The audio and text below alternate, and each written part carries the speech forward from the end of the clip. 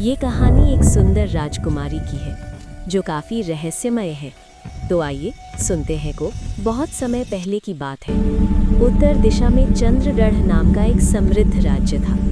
राजा धर्मवीर प्रताप न्यायप्रिय और शक्तिशाली थे। उनकी इकलौती संतान थी राजकुमारी अन्वेषा। वो सुंदर, बुद्धिमान और दयालु थी। लेकिन एक रात सब कुछ बदल गया। अजीब बीमारी। राजकुमारी को अचानक तेज बुखार रहने लगा। वैद्य आए, जड़ी बूटियां दी गईं, लेकिन कोई लाभ नहीं हुआ। धीरे धीरे उसकी हालत और बिगड़ने लगी। कभी वो कहती, पिता मेरे पेट में कुछ रेंग रहा है। कभी आधी रात को वो चीख कर उठ बैठती। महल के सेवक कहते थे कि रात में उसके कक्ष से हुक्कारने जैसी आवाज आती है। राजा घबरा गए। पूरा राज्य हिल गया, लेकिन कोई कुछ समझ नहीं पा रहा था। तांत्रिक का आगमन। अंत में राजा ने शमशान तट पर रहने वाले एक प्रसिद्ध तांत्रिक को बुलाया। उसका नाम था काल भैरवनाथ।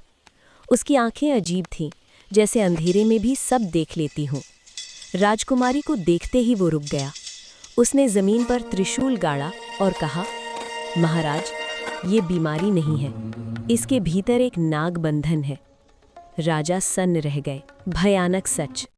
तांत्रिक ने बताया कि वर्षों पहले किसी ने महल में नाग तंत्र किया था। उसी तंत्र के कारण एक रहस्यमय सांप की आत्मा राजकुमारी के भीतर प्रवेश कर गई थी। वो सांप हर रात जागता था और धीरे धीरे राजकुमारी की जीवन शक्ति खा रहा था। अगर अमावस्या की तीसरी रात बीत जाती तो सांप पूरी तरह बाहर आ जाता और राजकुमारी कभी जीवित नहीं रहती। तंत्र साधना की रात। अमावस्या की रात महल खाली कर दिया गया। राजकुमारी को एक काले वृत्त में बैठाया गया। दीपक जलाए गए, मंत्र गूंजने लगे। जैसे जैसे मंत्र तेज होते गए, राजकुमारी का पेट असामान्य रूप से हिलने लगा। अचानक उसके मुंह से फुफकार की आवाज निकली। तांत्रिक चिल्लाया, वो जाग गया है। राजकुमारी की आंखें पलट गईं। उसके पेट पर सांप की आकृति साफ उभर आई और फिर एक काले धुएं जैसा सांप उसके शरीर से बाहर निकला। महल की दीवारें कांप उठीं।